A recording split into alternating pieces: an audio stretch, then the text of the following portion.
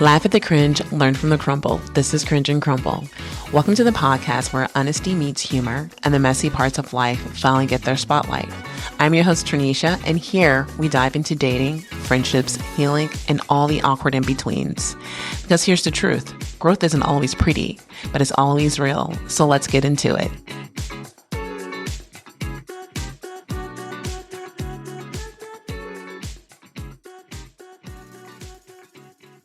Welcome back to Cringe and Crumble. I'm your host, Tranisha, and today we're going to be talking about consistency in dating.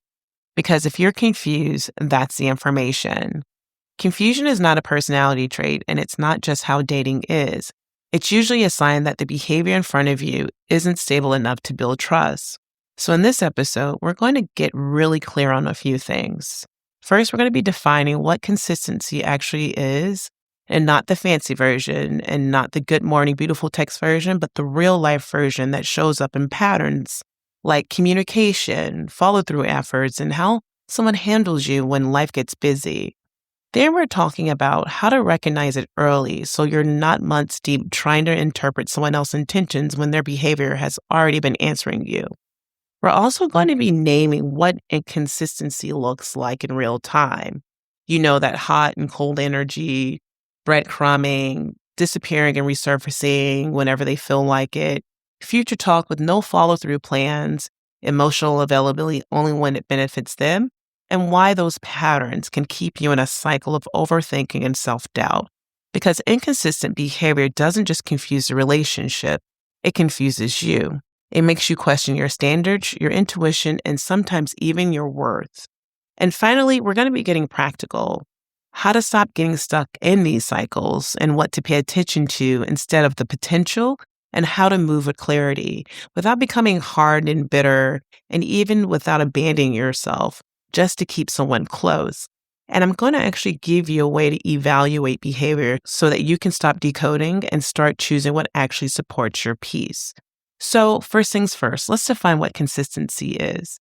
Consistency in dating is basically alignment over time. Maintaining a regular pattern of behavior.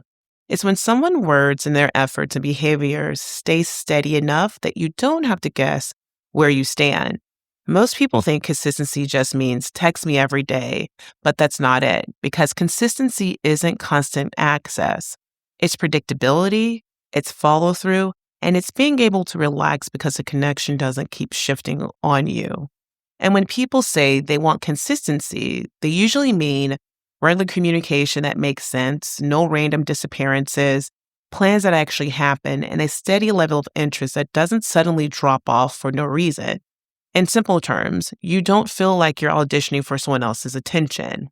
And therapists usually talk about consistency as a foundation for emotional safety, that kind of safety that creates secure attachment, and they tend to look at a few building blocks. First is predictability. You generally know what to expect from this person. It's not that they're boring, but it's just that they're stable. Second is responsiveness. If they're busy, they communicate. If something changes, they update you instead of leaving you hanging. And third and finally is alignment. Their action matches their words. I'll call means they call, or they explain why they can't. Let's plan turns into a date and not just a vibe. And here's the one people forget, which is repair. Consistent people don't pretend nothing happened. If they miss a beat, they address it. They apologize, they clarify it with you, and they don't punish you with silence. So I want you to think about this. Consistency isn't perfection, it's pattern. It's steady. It's the ability to trust what you're experiencing. Consistency is what makes love feel safe and not intense. So now let's talk about the opposite, because inconsistency has a very specific signature. Inconsistency in dating is when someone's attention and effort show up sporadically. It's kind of like that on and off that I talked about earlier. But there's no steady pattern you can trust. Most people describe it as a hot and cold behavior. One day they're texting you like they're all in, they're love bombing you basically. And then the next day they're distant or they disappear and pop back up like nothing ever happened. It looks like vague plans that never become real plans. They're broken follow-through, mixed signals, or communication that feels random and on their terms. And the biggest sign is you're constantly guessing where you stand and you're reading between the lines and you're just trying to figure them out. So therapists often talk about inconsistency as more than a dating annoyance. It's a form of emotional unsafety because it keeps your nervous system activated. Your brain can't relax when the pattern isn't stable, so you start scanning for the next shift. Are we good? Are we not? Did I do something wrong? And the one reason it's so sticky is intermittent reinforcement. When you get attention sometimes, but not constantly, it can make you more attached because you're chasing that version of them that felt really good, right? And so you start negotiating for clarity instead of receiving it. Now, to be fair, everyone does get busy, but people miss a text and life happens. But inconsistency isn't a moment. It's a pattern, and a consistent person will communicate and repair. An inconsistent person will leave you confused and call it going with the flow. And if you're confused, once again, that's the information. So the question would be as to why do people act inconsistent? Well, let's talk about it. Number one, they like attention more than commitment. Some people love the feeling of being wanted, but they don't like the responsibility that comes with showing up. So they want connection on demand and not consistency on purpose. So when I think about this, sometimes I think about a narcissist in a sense because all they want is all this unnecessary attention. And it kind of feels a little bit of selfishness, but you may interpret that very differently. Number two, they avoid intimacy.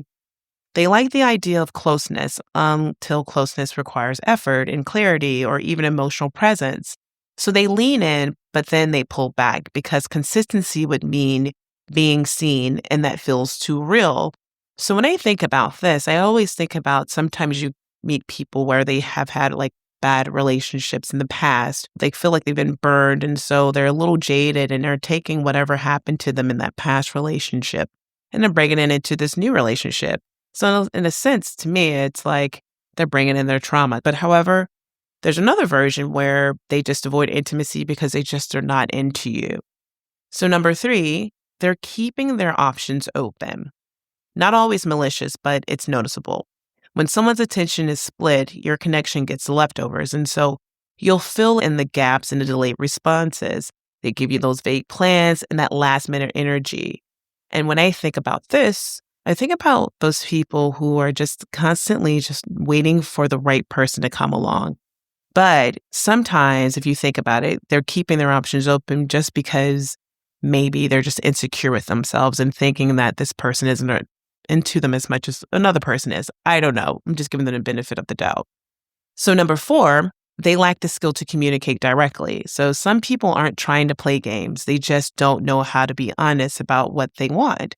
Instead of saying, I'm not ready, they stay vague. And instead of ending it, they give you those breadcrumbs.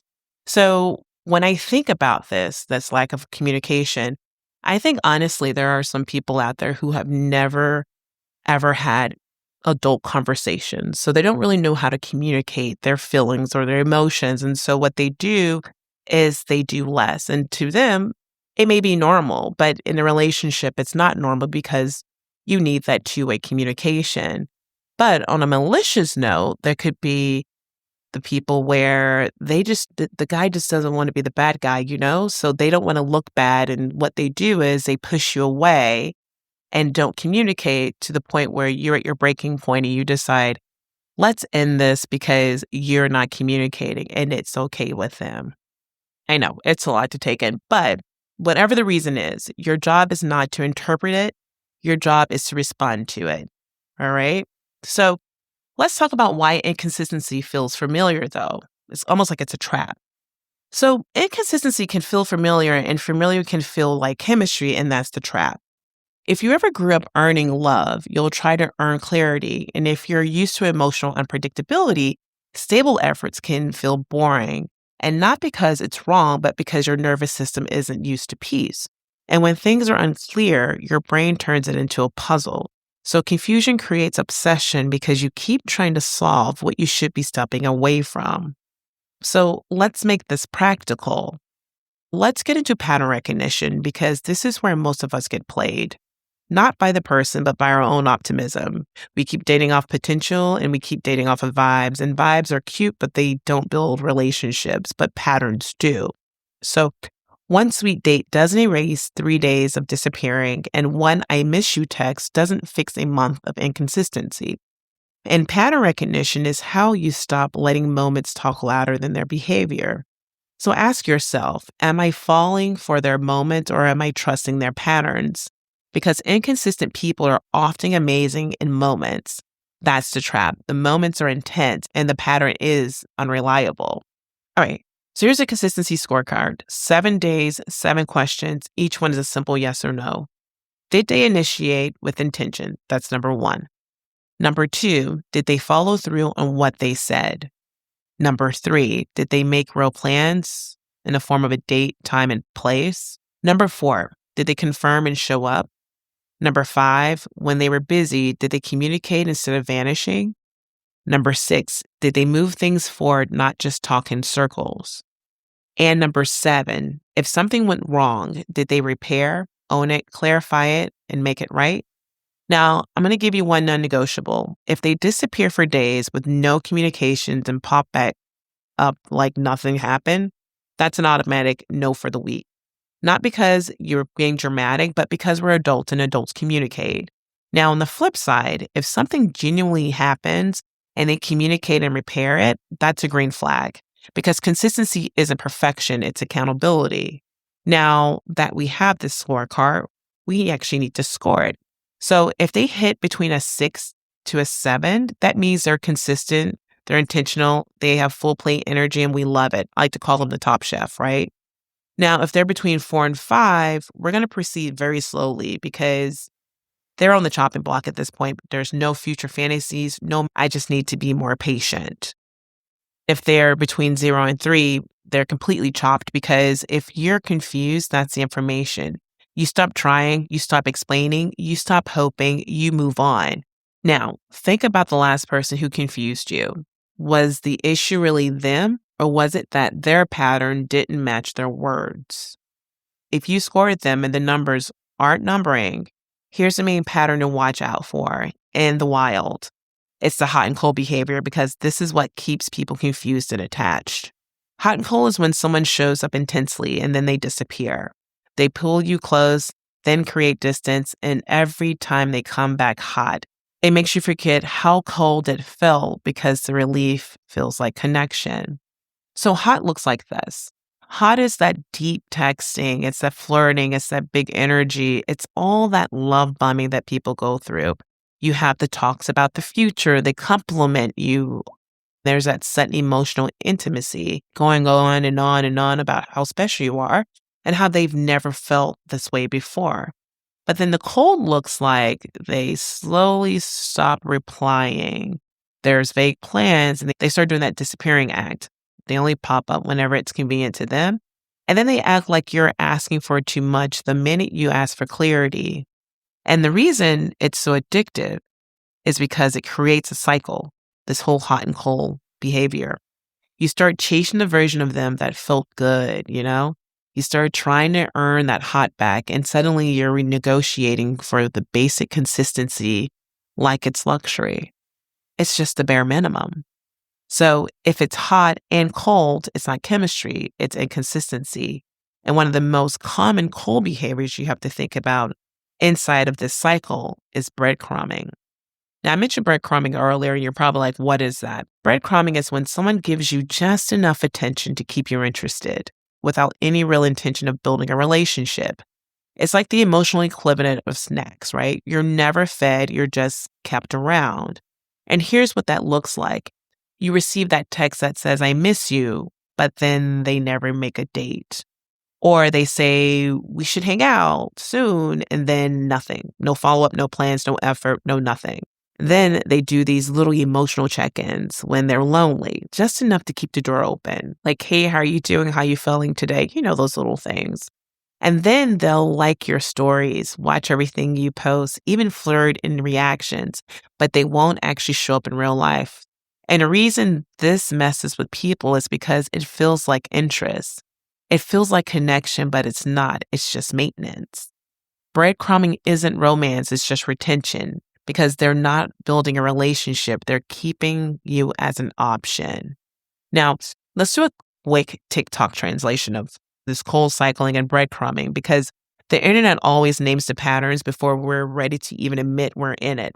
And the first one is pocketing, which I've learned.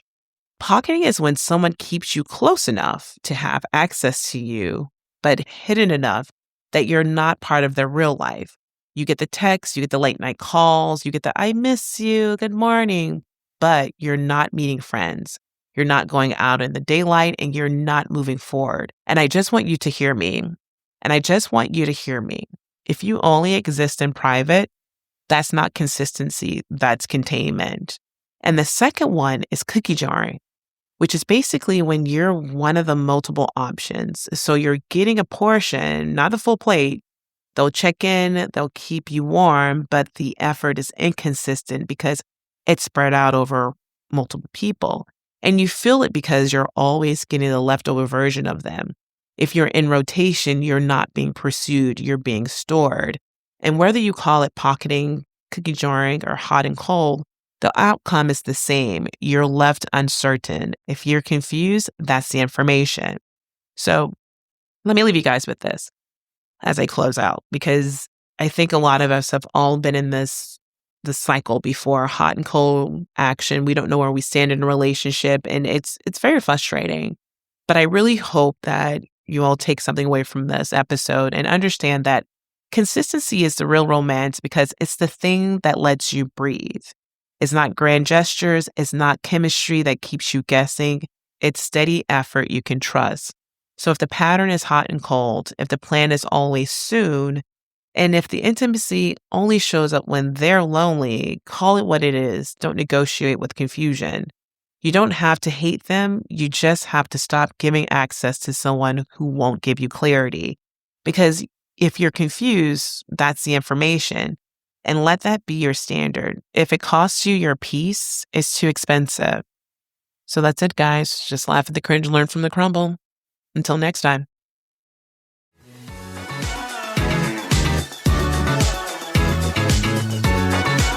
Laugh at the cringe, learn from the crumble. This is Cringe and Crumble. Until next time.